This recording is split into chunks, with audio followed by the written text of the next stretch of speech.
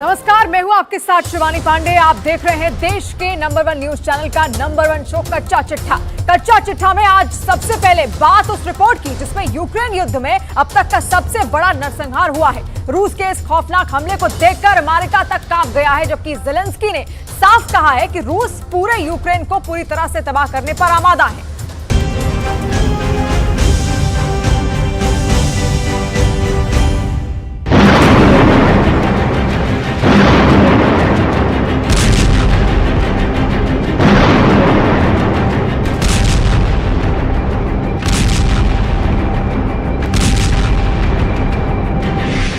खून डाले 500 फीट दूर गिरी लाशें। लगभग 600 दिन की जंग के बाद भी पुतिन के हमले यूक्रेन को कब्रिस्तान बनाते जा रहे हैं।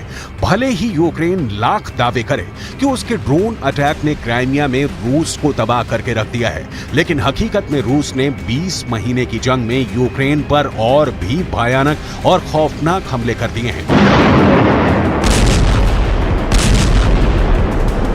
दावा किया जा रहा है कि रूस ने इस्कंदर मिसाइल से यूक्रेन के खार्किव में प्रचंड मिसाइल हमला किया है।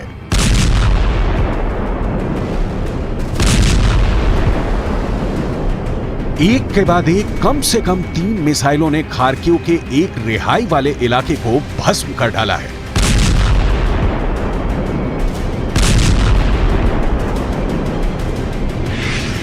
खार्किव में सबसे बड़ा खूंखार खूनी हमला।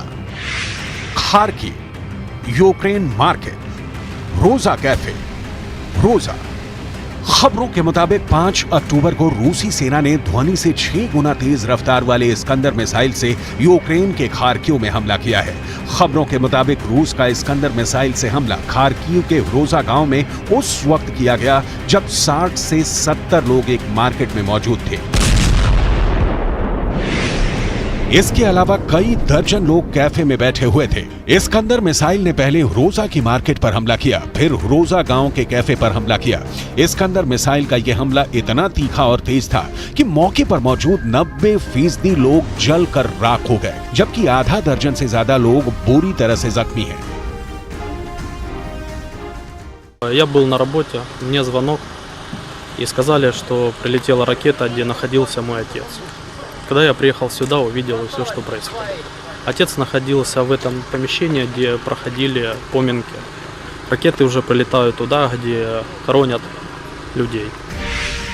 इस्कंदर मिसाइल ने उड़ाया आधा शहर। जरा देखिए, खौफनाक और तबाही की तस्वीरों को देखिए जो खार्किव में रोजा गांव की हैं। आग की लपटें, चारों तरफ बिखरी लाशें, तबाह इमारतें चीख चीख कर कह रही हैं कि रूस की इस्कंदर मिसाइल ने खार्किव के रोजा को पूरी तरह से तबाह और बर्बाद कर दिया है। खाने पीने की चीजें खरीद रहे लोगों पर जब 800 किलोग्राम की इस्कंदर मिसाइल ने धमाका किया तो वहां मौजूद लोगों की लाशें 500 फीट दूर जाकर गिरी हैं। रूस की इस्कंदर मिसाइल 9K720 इस्कंदर ने यूक्रेन में भयानक तबाही मचाई है। इस मिसाइल की ताकत और हमला करने की क्षमता को देख अमेरिका की नींद उड़ी हुई है।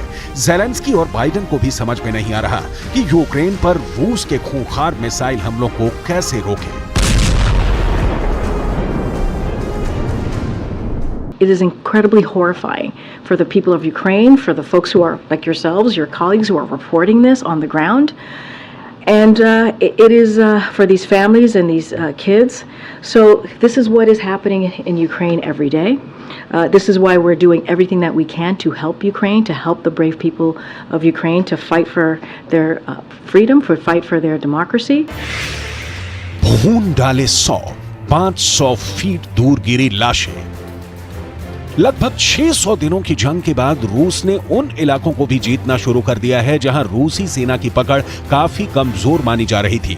पिछले एक हफ्ते से यूक्रेनी सेना दुनिया भर में हवा बना रही है कि 4 जून 2023 से शुरू हुआ यूक्रेन का काउंटर अटैक अब रूस पर बहुत तेज हो चुका है। यूक्रेन के टॉप कमांडर तो यहां तक दावा कर रहे हैं कि उन्होंने रूस की पहली रक्षा पंक्ति को पूरी तरह से ध्वस्त कर दिया है और दूसरी और तीसरी रक्षा पंक्ति पर यूक्रेनी सेना भयानक हमले कर रही है। लेकिन हैरानी की बात तो यह है कि पिछले 48 घंटे में रूसी सेना ने ऐसा भीषण हमला किया है कि अब यूक्रेन को पूर्वी यूक्रेन के साथ साथ दक्षिणी यूक्रेन के भी खोने का खतरा पैदा हो गया है। हम आपको आगे बताएंगे कि रूसी सेना ने दक्षिणी यूक्रेन के किन किन इलाकों में यूक्रेनी सेना और उनके घातक हथियारों के चीथड़े उड़ाए हैं। पहले आप ये जान लीजिए कि खार्किव में रूस के इस्कंदर मिसाइल हमले में क्या क्या तबाही हुई है। रोजा पर पुतिन का हाहाकारी हमला। खार्किव के रोजा गांव पर रूस ने इस्कंदर मिसाइल से हमला किया है। यूक्रेन की सेना के दावों के मुताबिक रूस का हमला दोपहर 1:15 पर हुआ है। उत्तर पूर्वी यूक्रेन में रोजा का छोटा सा गांव जहां पर यह हमला हुआ है। हमले में 51 यूक्रेनी नागरिक मारे जा चुके हैं, जबकि 6 बुरी तरह से जख्मी हैं। रोजा कोपियान से लगभग 30 किलोमीटर पश्चिम में स्थित है। राष्ट्रपति वोलोडिमीर ज़ेलेंस्की ने रोजा पर रूसी हमले को पूरी तरह से जानबूझकर किया गया आतंकवादी हमला करार दिया है। ज़ेलेंस्की ने लिखा, रूसी आतंक को रोका जाना चाहिए। जो लोग प्रतिबंधों से बचने में रूस की मदद करते हैं वो अपराधी हैं। जो लोग अभी भी रूस का समर्थन करते हैं वो बुराई का समर्थन कर रहे हैं। Наразі у нас встановлено 51 особа, точніше є тіла 51 людини, 31 людина особистості встановлені. Є ще, на жаль, рештки тіл, які будуть проведені експертизи, по яким я думаю, що кількість може збільшитися людей, що сьогодні постраждали внаслідок обстрілу. यूक्रेन की थल सेना के सर्वोच्च कमांडर जनरल ओलेक्जेंडर सेरेस्की के गर्मियों तक चलने वाला यूक्रेन का काउंटर अटैक रूसी सेना के ताबूत में कील साबित होगी। लेकिन हैरानी की बात तो यह है कि यूक्रेन के काउंटर अटैक के जवाब में रूस यूक्रेन पर काउंटर जीत हासिल करता जा रहा है। हालांकि अभी भी यूक्रेन यही दावा कर रहा है कि यूक्रेन के काउंटर अटैक ने रूस से कई इलाकों को छीन लिया है। खास तौर से दक्षिणी यूक्रेन में ज़ेलेंस्की जीत के दावे कर रहे हैं, जबकि यूक्रेन के जनरल ओलेक्जेंडर सेरेस्की दूसरी तरफ चेतावनी देते हुए कह रहे हैं कि रूस ने दक्षिण यूक्रेन के साथ साथ पूर्वी यूक्रेन में भीषण हमले की जबरदस्त तैयारी कर चुका है। ऐसे में यूक्रेन के इन दावों पर कैसे भरोसा किया जाए कि 600 दिन में यूक्रेन ने रूस के 2,82,000 से ज्यादा सैनिकों को मार डाला है।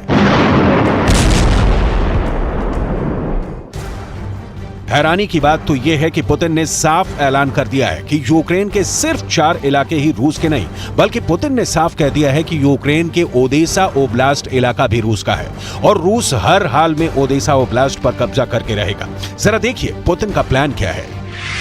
रूस यूक्रेन के डोनेट्स्क, लुहांस्क, ज़ापोरिज़िया और खेरसोन पर कब्जा कर चुका है और अब यूक्रेन के ओदेसा शहर पर नजरें गड़ा दी हैं। 30 सितंबर 2022 को यूक्रेन के 4 इलाकों में रूस ने जनमत के बाद उन्हें रूस में मिला लिया था। रूस ने दावा किया था कि उसे जनमत में लोगों का जोरदार समर्थन मिला है। ठीक उसी तर्ज पर अब पुतिन ने ऐलान किया है कि उन्होंने ओदेसा शहर को रूस में मिलाने का फैसला कर लिया है। 162.4 वर्ग किलोमीटर में फैले ओदेसा पर रूस का साफ कहना है कि इसके इलाके और शहर रूस के हैं। ओदेसा यूक्रेन का तीसरा सबसे अधिक आबादी वाला शहर। यहाँ 2017 की जनगणना के अनुसार 9,93,120 लोग रहते हैं। ओदेसा नौसेना के लिहाज से भी बेहद अहम शहर है।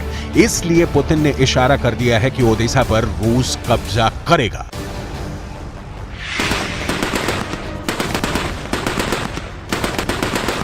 इधर रूस के रक्षा मंत्री सर्गेई शोइगु के मुताबिक इस वक्त दक्षिणी यूक्रेन का ज़ापोरिज़िया इलाका युद्ध का केंद्र बन चुका है। रक्षा मंत्री सर्गेई शोइगु का दावा है कि दक्षिण में हारते यूक्रेन ने मजबूरी में अपनी रिजर्व ब्रिगेड को जंग में उतारना शुरू कर दिया है। ये यूक्रेन की वो रिजर्व ब्रिगेड है जिसके सैनिक पश्चिमी देशों से ट्रेनिंग लेकर जंग में उतरे हैं। शोइगु ने दावा किया कि जून में जवाबी कार्रवाई शुरू करने के बाद से यूक्रेन के 90,000 सैनिक मारे गए हैं, जबकि रूस के तोप, टैंक और रॉकेट आर्मी के प्रचंड हमले में यूक्रेन के 9600 से अधिक सैन्य उपकरण और हथियार तबाह हो चुके हैं। रूस के आक्रामक हमलों को देखकर साफ लग रहा है कि रूस हमले तेज करने जा रहा है। Now, what is clear is that the strike is one of the deadliest since the 24th of February 2022. But of course, it is far from being the only one. UN High Commissioner for Human Rights, Volker Turk, who saw for himself the horrific impact of such strikes, is profoundly shocked and condemns these killings. He's deployed a field team to the site to speak to survivors and gather more information. क्योंकि सर्दियों में रूस के सामने यूक्रेनी सेना और कमजोर हो जाएगी। ऐसे में पुतिन ने इस्कंदर मिसाइल से खार्किव के गांव को तबाह करके साफ संकेत दे दिया है कि अब यूक्रेन का चाहे छोटा गांव हो या फिर बड़ा शहर, रूस की सेना के निशाने पर अब पूरा यूक्रेन है।